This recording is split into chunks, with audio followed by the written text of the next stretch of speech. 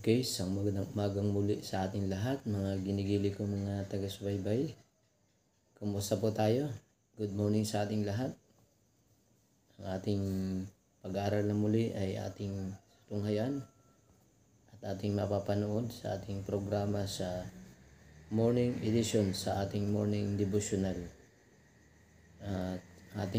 Tayo po ay nasa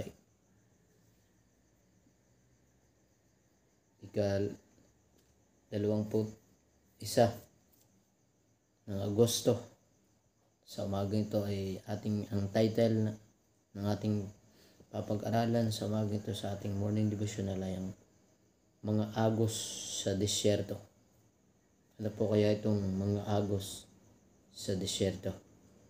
Kaya sa umagang ito tayo po ay patuloy bago tayo mag-aral ng mga salita ng Panginoon. Tayo po ay sumandaling manalangin. O dakila, mahapaging Diyos, ang langit sa manangin. Patuloy kang pinapapurihan, tinataasan yung dakilang pangalan naman. Narito po muli na mag-aaral ng inyong mga salita. Ang pakikisama nawa ng Banal na Espiritu ang siyang sumamin at bigyan po kami ng katalungan na nagmumula sa inyo. Na itong aming mapapag-aralan, Panginoon, takan ito ng Banal na Espiritu lalo tigit sa aking mga followers, sa aking mga manunood na sana, Panginoon, sila inyong tulungan na pagpalain din sila na maging isang pagpapala ito po sa kanila. At tawarin kami sa aming mga pagkukulang pag-asala at linisin kami sa aming mga puso at isipan, sa aming ginawa, sa aming pagsasalita at sa aming mga kinilos at sa aming pag-iisip. Hindi kaya sa inyong balaban. Nawa ang bendisyon at pagpala ng langit ang aming maranasan at unahin, hanapin ang inyong kaharian at ang inyong katwiran at ang pawang lahat ng bagay na daragdag niyo sa bawat sa amin. Salamat sa umagang ito na inyo kaming mulang binangon upang kayo ay papurihan at dakilain ang inyong dakilang pangalan. Sa pangalan tagapagligtas na sa Jesus. Amen. Okay, isang magandang umaga pong muli sa atin. Ang ating text po ay makikita sa Awit 92 verse 12. Ang sabi po rito, ang matuwid ay umuunlad na parang puno ng palma at lumalagong gaya ng sedro ng Libanon. Kaya sa umagang itong ano daw po, ang matuwid ay umuunlad na parang palma at lumalagong gaya ng sidro ng Libanon. Ayan po ang ating text sa Awit 92 verse 12. Tuloy na po tayo, mga kapatid. Rito, tingnan ang pagod na manlalakbay na nagpapagal sa mainit na buhangin ng disyerto,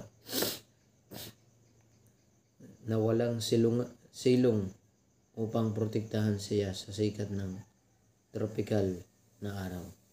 Ang kanyang baong tubig ay paubos na at wala siyang anuman upang pawiin ang kanyang matinding uhaw.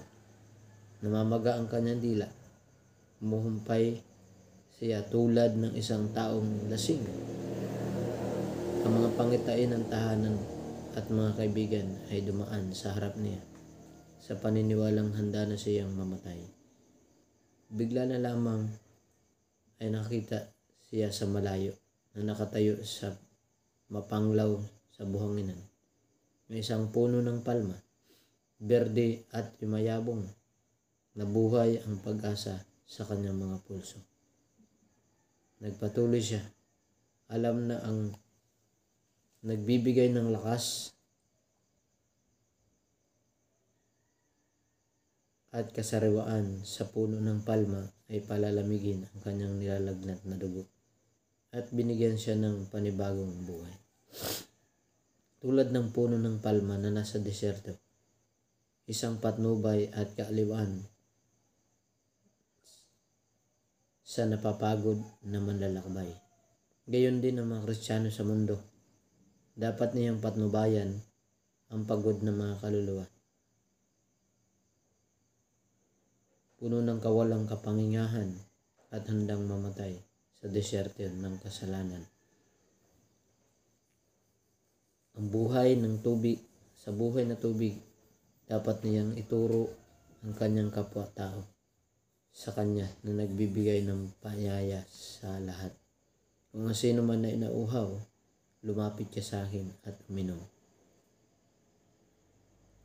Maaring ang langit ay maging tulad ng tanso.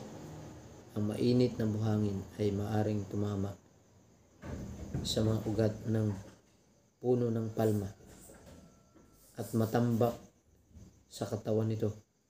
Gayunman, patuloy na nabubuhay ang puno, sariwa at puno ng buhay. Alisin ang buhangin at matutuklasan mo ang sekreto ng buhay nito. Ang mga ugat nito ay malalim na nakatanim sa tubig na natatago sa ilalim ng lupa. Gayon din sa Kristiyano, natatago ang kanyang buhay kay Kristo sa Diyos. Si Jesus, para sa kanya, ay isang balon ng tubig na dumadaloy tungo sa buhay na walang hanggan. Ang kanyang pananampalataya, tulad ng mga ugat,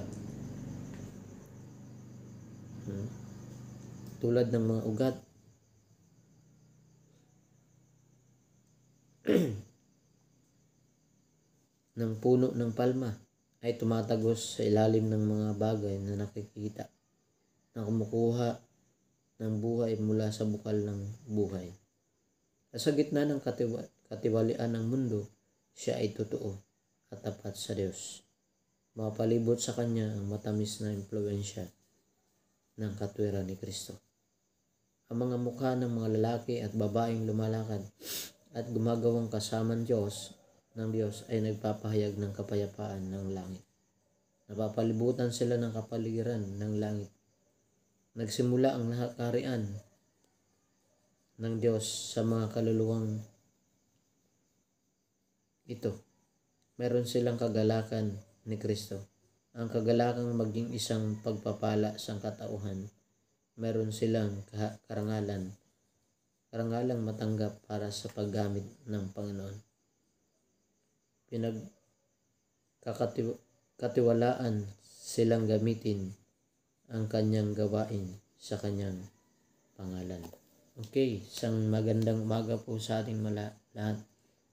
Bilang tayo po ay mga malalakbay sa mundong ito, sa matinding init ng disyerto, at wala po tayong masusulingan o maproprotektahan sa ilalim ng init ng tropical na araw. At tayo po ay naglalakbay sa mundong ito na puno ng pagkakasala, at tayo po ay nabubuhay sa makamundong bagay na walang kapahingahan. Sabi rito, dapat po tayong patnubayan ng Panginoon na yung kumakatawan sa palma po ay katulad ng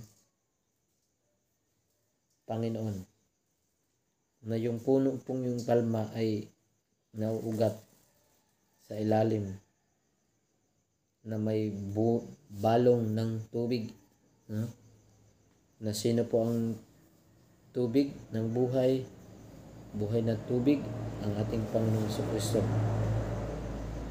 At ang Panginoon ang siyang daluyan ng balong tubig upang dumadaloy tungo sa buhay na walang hanggan. Kaya bilang tayo po yung mga mananampalataya, tulad ng mga ugat ng palma, tayo po ay saan po kumakapit at lumalapit. Ang sabi rito, kung ang sino man ay nauhaw, lumapit siya sa akin at uminom. Kaya mga kapatid, mga ginigilig ko mga taga-subaybay, sa umagang ito, ang tanging bukod tangi nahiling ng ating Panginoon na tayo po ay lumapit doon sa tubig, sa bukal ng buhay na sa pamagitan ng ating Panginoon, na siya po ang ating maging impluensya ng ating buhay, na habang tayo naghihintay sa Kanya, marating po natin ang kaharian na ninanais ng Panginoon para sa atin. At bilang ring manglalakbay at bilang Kristiyano sa buhay natin ngayon, tayo po'y hindi lang po nakadepende sa ating sarili. Na katulad ng ketex, ang matuwid ay umuunlad na parang puno ng palma at lumalagang gaya ng sedro sa Libanon. Yan po ang ating ketex na matatagpuan sa Awit 92 verse 12. Kaya mga ginigili kong mga taga-subaybay, sa magang ito, nilimiin po natin at pag-isipan natin na tayo ba ay nabubuhay lamang sa sarili natin, na hindi tayo nakakapit o lumalapit sa Diyos. Kaya isipin po natin na yung ating sarili, kapag tayo ay malayo sa Diyos, lumalayo tayo at nakakalimutan natin ang Diyos. Tayo po ay dapat mabuhay hindi lang sa sarili natin. Iisipin po natin kapag tayo ay nailayo sa puno, na tayo bilang mga sanga ay tayo ay dapat manatiling nakakabit sa puno. Ngunit kung tayo ay wala na at na lumayo tayo sa Panginoon, tayo ay hindi na mabubuhay. Kaya sa umagang ito, simulan po natin na ngayon ang araw na tayo ay lumapit sa Panginoon, na tayo po ay malalakbay sa mundong ito na puno ng kasalanan, puno ng kahirapan, at lalo tigit na tayo po ay nagtitika po na sa ating buhay, yung aandap-andap na tayo ay mamamatay na. Ngunit salamat sa Panginoon na tayo po ay natagpuan niya. Gayon din po sa bilang Kristiyano na ating buhay. Huwag po nating tayo isipin na tayo mga Kristiyano lamang, kundi gumagawa rin po sa gawain ng Panginoon. Ang panawagan po rito na gumagawang kasama ng Panginoon sa pagpapahayag ng kapayapaan ng langit. Hindi po tayo nagpapahayag ng kaguluhan sa ating mga kaibigan, sa ating mga kapwa-tao, kundi kapayapaan ang ibibigay po natin sa kanila. Kaya tayo po ipagpalain sa umagang ito sa ating mga mensaheng napakinggan. Sana po ay inyong mapanood, i-share nyo po ito at comment po kayo. Ito po ang magiging isang tulong ninyo sa pagpapalaganap ng gawain sa mga oras na ito at sa buong katauhan at sa buong sanlibutan, na meron palang puno na katulad po ng palma, na katulad na sumisimbolo po ito sa ating Panginoon, na yung tubig na kanyang nasisipsip ay ang buhay na walang hanggan, ang tubig ng buhay na ang ating Panginoon. Kaya ito po ay masuklasan natin ang sikreto ng buhay, na ang ugat na nakabaon sa malalim ay nandoon matatagpuan ang tubig sa ilalim ng lupa. Kaya kumapit po tayo sa Panginoon bilang tayo ay mga manglalakbay. Pagod tayo sa lahat ng gawain natin sa aspeto ng ating buhay sa mundong ito. Ngunit kung tayo ay nadarakaramdam na ng hirap, saka lang natin naaalala ang ating Panginoon. Ngunit kung tayo ay sagana sa buhay at tayo ay maraming pera, marami tayong lahat sa lahat, ngunit nakalimutan natin ang Panginoon. Kailan kaya tayo babalik? Kapag tayo ay malapit ng mamatay, malapit na tayong Nawawala na tayo ng hininga. Ngunit saka lang natin naaalala ang Panginoon. Kaya sa umagang ito ay ating pong pag-isipan na sa mundong ito ay madali tayong mawala. Kaya ang tanging hiling ng ating Panginoon na tayo po ay lumapit sa Kanya. Yung pong sino man ay nauhaw ay lumapit sa ating Panginoon. Kaya tayo po ay manalangin. O dakila, mabagin Diyos ang tanan sa malangit. Salamat sa mga mensahe, sa mga agos sa desyerto, na ito po ay nagsisimbolo sa Panginoon namin. Panginoon, kapag kami ay lumalayo sa inyo, kami ay mamamatay kung hindi kami nakakapit sa puno na putol ang aming ugnayan sa inyo. Tuloy kami, Panginoon, na tulungan bilang malalakbay sa mundong ito, na puno ng kasalanan, puno ng kahirapan, at puno ng makamundong mga bagay. Sana, Panginoon, pagkalob sa amin ng Banal na Espiritu sa aking mga manunood, sa aking mga followers, at sa mga gustong magkaroon ng kaligtasan. Hiniling ko po, Panginoon, na inyong po silang tulungan, kilusin ng iyong Banal na Espiritu.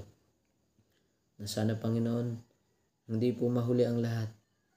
Pagkos kami ay lumapit, sapagkat kami po ay nauuhaw sa inyong mga salita.